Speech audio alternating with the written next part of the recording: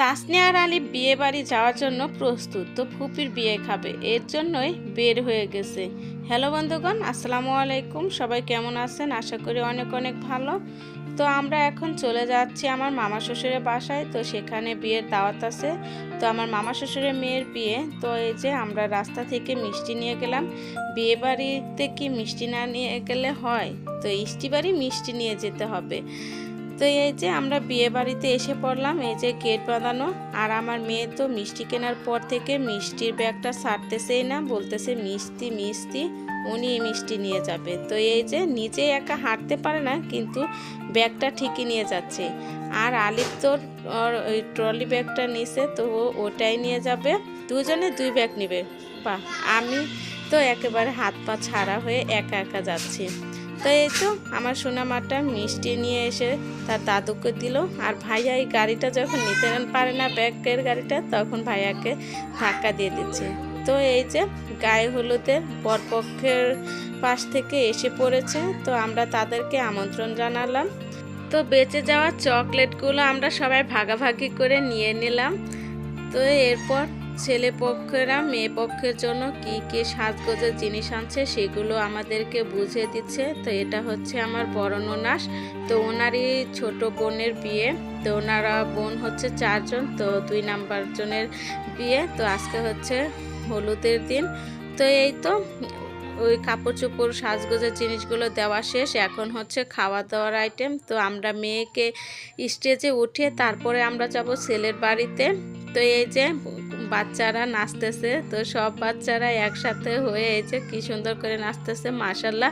আমার মেয়ে তো গান বন্ধ হলে বারবার শুধু বলে যে গান দাও, গান গান গান।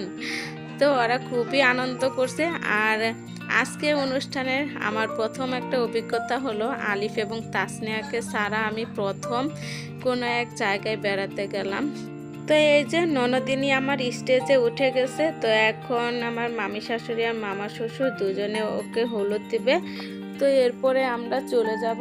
আর নিয়ম হচ্ছে মা আগে হলুদ দিবে, হলুদ দিয়ে মুছে সেটা আঁচলে গিট্টি দিয়ে রাখবে। তো এটাই নাকি নিয়ম। তো এই যে মিষ্টি খাইয়ে দিচ্ছে।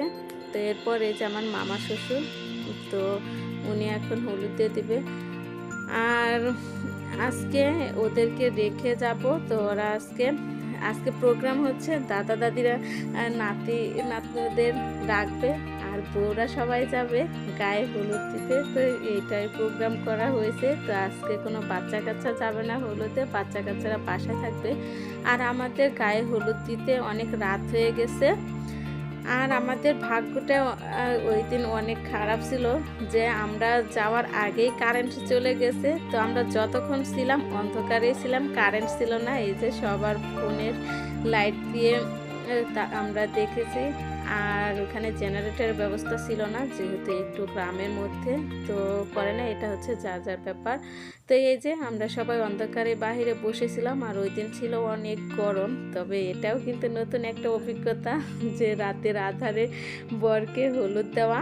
সবাই তো আলোর মধ্যে দেয়, তো আমরা একটু ভিন্ন রকম করলাম, অন্ধকারে দিলাম। তো এই যে এখন অনেকক্ষণ আমরা কারেন্টের জন্য বসেছিলাম, কিন্তু কারেন্ট আসার আর খবর নাই। এদিকে রাতও তো অনেক হচ্ছে। তো এর জন্য আমরা এখন সবাই এক এক করে ছেলেকে গায়ে হলুদ দিতে গেলাম। তো হলুদ দেওয়ার সময় এই যে মজা করতেছে আমার জাল। তো জাল, ননদ, নোনা সবাই আমরা এসেছি। তো প্রথমে আমার জাল কিন্তু আমাদের ভাইয়াকে একটা ডোজ দিয়ে দিয়েছে, তারপরে উনি একাই হাত দিয়ে নিয়ে খেয়ে নিয়েছে। তো এগুলো কিন্তু অনেক মজা হয়।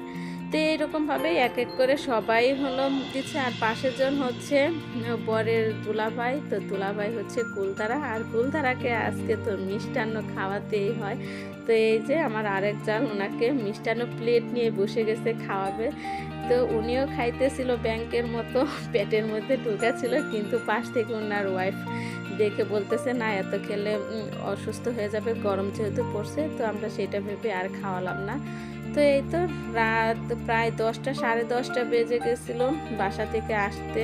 তো এই যে আমরা বাসায় এসে পড়েছি। তো আজকে গায়ে হলুদের অনুষ্ঠান আমাদের এই পর্যন্ত। আল্লাহ হাফেজ।